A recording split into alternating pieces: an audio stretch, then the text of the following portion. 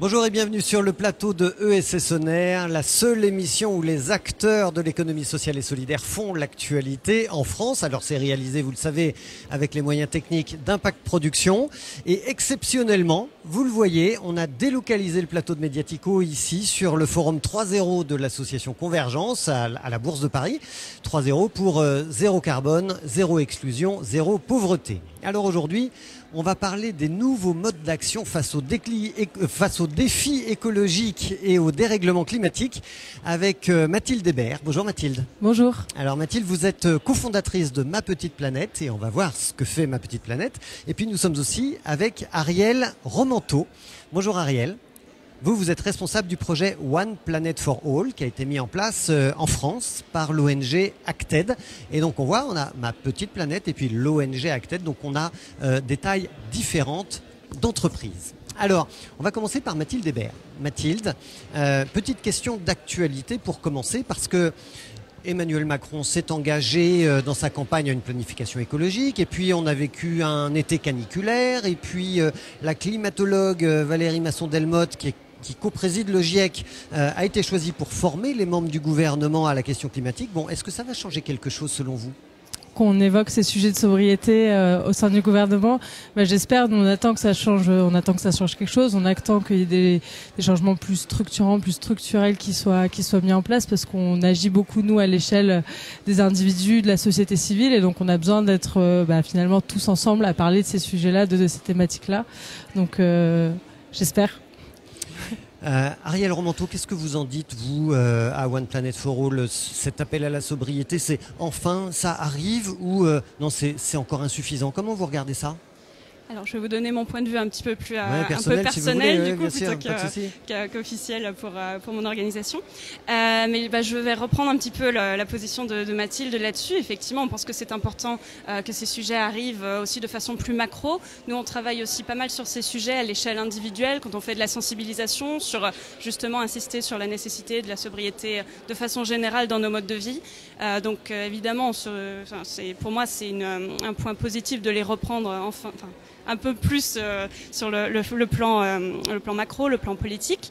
Après, c'est de mon point de vue, oui, ça a besoin de continuer. Il y a encore du chemin à faire, mais encore une fois, personnellement, c'est plutôt encourageant. Et puis Mathilde Hébert, il y a une autre actualité dont vous avez envie de nous parler, c'est une actualité football. Exactement. La Coupe du Monde au Qatar, là ça arrive. Exactement. Ça vous évoque ça nous parle beaucoup parce que nous, si on a créé Ma Petite Planète, c'était pas anodin. Peut-être que certaines personnes reconnaîtront ce à quoi fait penser Ma Petite Planète. Ça est inspiré d'une application autour du football où en fait finalement on s'est rendu compte qu'il y avait des millions d'utilisateurs qui utilisaient ce jeu-là, ce mécanique de jeu pour parler de football. Et donc on s'est dit en fait il faudrait qu'on soit des millions à parler d'écologie, à se mobiliser comme sur un mondial de foot, mais du coup sur un mondial de l'écologie. Et donc là c'est vrai que le mondial au Qatar qui est tout sauf exemplaire en termes d'impact, ça nous révolte et on a envie qu'on parle plutôt d'écologie que de ce mondial-là qui est tout sauf éthique et sauf impactant. Il n'aurait jamais dû avoir lieu au Qatar, ce mondial. Il n'aurait jamais dû avoir lieu au Qatar, il n'aurait jamais dû être construit dans ces conditions. Enfin, il y a énormément de points qui pour moi sont catastrophiques. Et quand vous regardez en regard de cette actualité-là, la projection vers les Jeux Olympiques 2024 en France, dont on dit qu'ils vont être écologiques et solidaires, c'est un vrai contre-modèle? Les Jeux Olympiques de 2024. J'attends de voir, j'avoue de ne pas savoir dans les détails ce qui a été mis en place, en quoi ça va être plus écologique que les autres événements qui ont pu être créés jusqu'à présent, mis en place jusqu'à présent. Ce qui est sûr, c'est que ça rassemble, c'est très fédérateur, c'est quelque chose de positif. Forcément, on crée du lien, il y a beaucoup d'enthousiasme autour de ces événements. Mais ça n'empêche qu'il faut développer des infrastructures, ça déplace beaucoup de monde, des personnes qui viennent de l'autre bout du monde. Ça veut dire des déplacements en avion qui, on sait, ne sont pas neutres. Voilà, c'est un peu difficile de savoir comment se positionner par rapport à ça. Certes, c'est très enthousiasmant, mais il faut pas oublier l'impact écologique derrière. Les acteurs de l'économie sociale et solidaire ne sont pas dupes, hein, et évidemment ils attendent de voir très concrètement comment ça va se passer. Alors pourquoi on a parlé de jeu, de gamification, Ma Petite Planète? Eh bien parce qu'en fait, venons-en au cœur de ce que vous faites.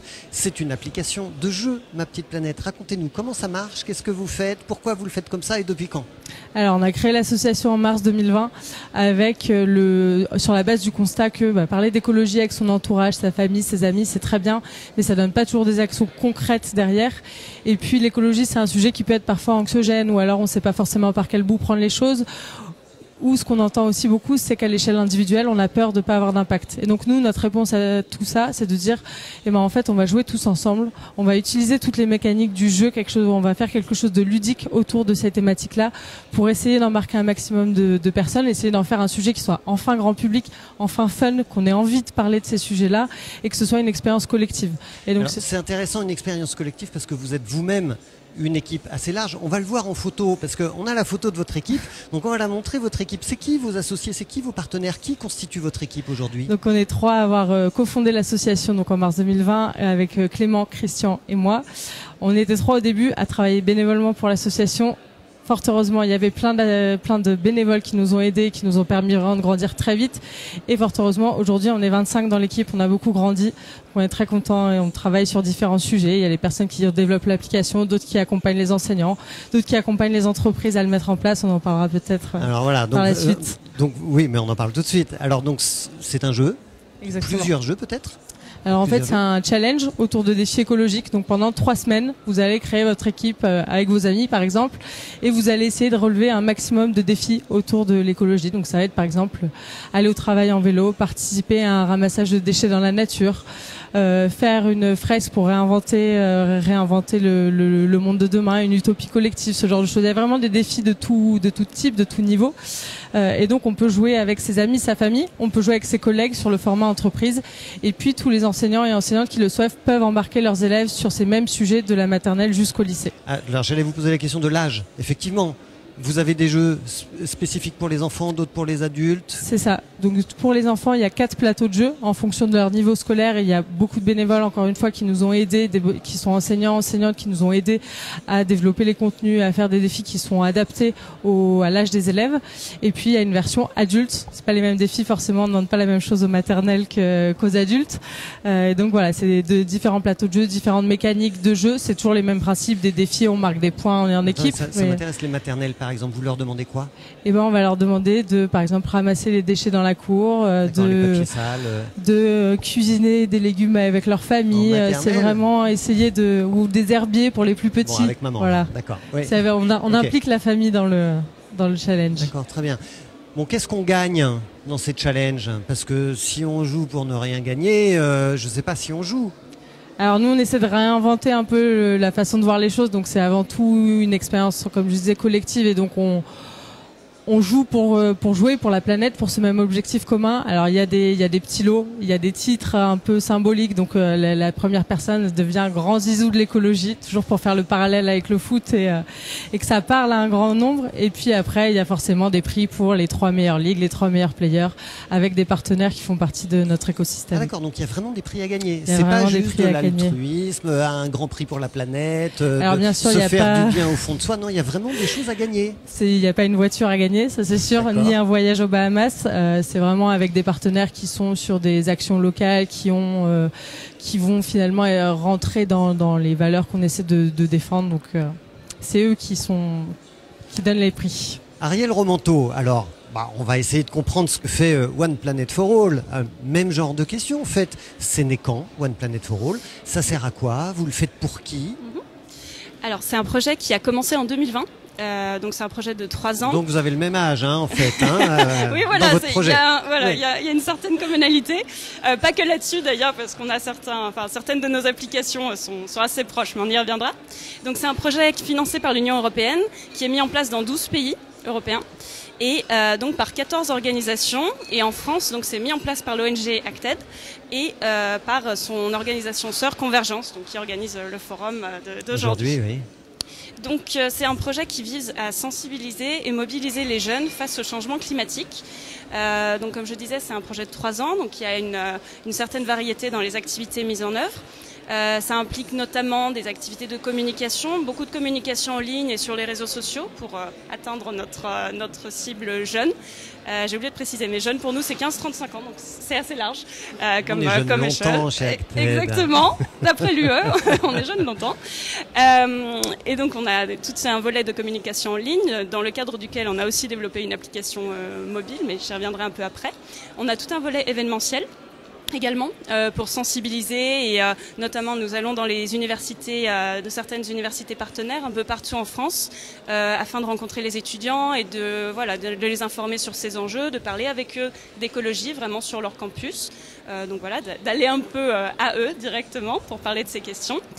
Et nous allons également dans des événements un peu plus grand public, par exemple des festivals de musique. Donc là encore, ça permet de toucher un public qui ne serait pas forcément allé que sur des événements écologiques, mais qui viennent pour les concerts et qui peut-être repartent avec quelques idées sur le climat et l'écologie. Alors vous pouvez nous donner des exemples d'actions que vous encouragez à réaliser ?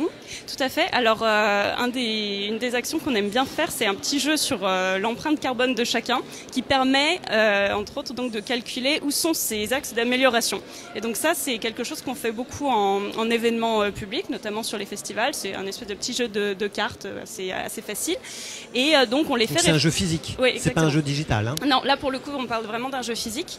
Et donc, ça permet notamment de se poser la question de là où son empreinte carbone est la plus forte. Donc on réfléchit vraiment avec les festivaliers ou participants à des événements qu'on rencontre sur, dans leur cas précis, est-ce que la question par exemple de ces vacances intercontinentales, c'est quelque chose qui pèse beaucoup sur son empreinte carbone. Bon, c'est un exemple qui n'est pas un exemple du quotidien, mais on parle aussi de la consommation, à quel point la personne en face de nous elle renouvelle souvent sa garde-robe et donc on explique l'impact que ça a. On parle aussi des transports pour aller sur son lieu d'études, au travail, son alimentation, on parle aussi beaucoup de là-dessus. Donc voilà, on donne des pistes de réflexion sur en gros, il s'agit de mieux de se rendre compte de quelles actions ont un impact à son échelle et ce qu'on peut essayer de modifier en tenant compte des circonstances de chacun. On n'a pas forcément tous la même facilité d'accès au transport en commun, par contre, donc c'est aussi évidemment adaptable en fonction du contexte de chacun.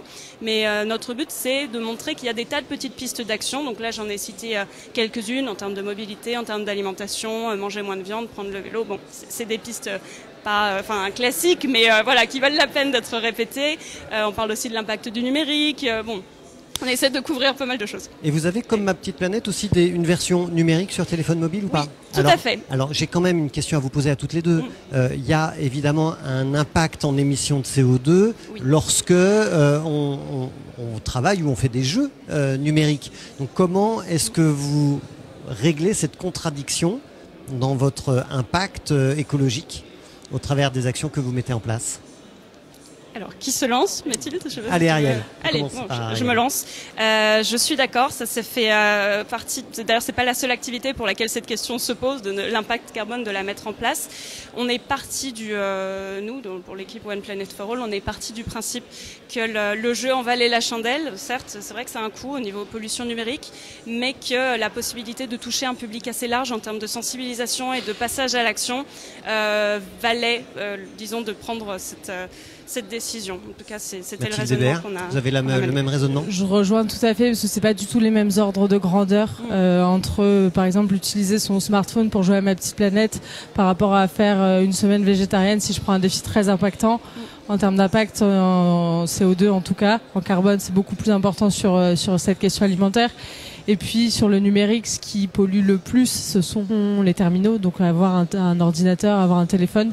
Si le challenge permet qu'on renouvelle pas son smartphone ou son ordinateur tous les ans, mais plutôt tous les 5 ans, voire plus, c'est là où on aura le plus d'impact finalement, plus que sur l'usage de ces terminaux. Alors j'ai une deuxième question de fond en fait sur votre activité, c'est est-ce que c'est par le jeu qu'on va vraiment répondre aux défis climatiques? Certains prônent une radicalité beaucoup plus extrême. Et est-ce que le jeu suffit à répondre à ce défi-là, Mathilde? Alors je ne sais pas s'il suffit, mais ce qui est sûr, c'est qu'il faut essayer d'embarquer tout le monde et que le jeu, ça a l'avantage de pouvoir toucher des personnes qui seraient pas forcément sensibles à ces sujets. Et en fait, parce que c'est un jeu, parce qu'on marque des points, qu'on est en équipe, c'est rigolo, donc on a envie de se mobiliser. Ça permet le jeu encore une fois, de créer une expérience collective. Et donc ça, je pense que c'est indispensable qu'on en discute tous ensemble, qu'on sache que en fait notre voisin, il est aussi sensible que nous et qu'il a aussi envie d'aller plus loin. Certes, il va falloir d'autres acteurs. Nous, on en est persuadés. Il faut pas qu'on soit les seuls. Et fort heureusement, on n'est pas les seuls. Et c'est aussi pour ça qu'on travaille avec beaucoup d'autres associations, organismes, structures.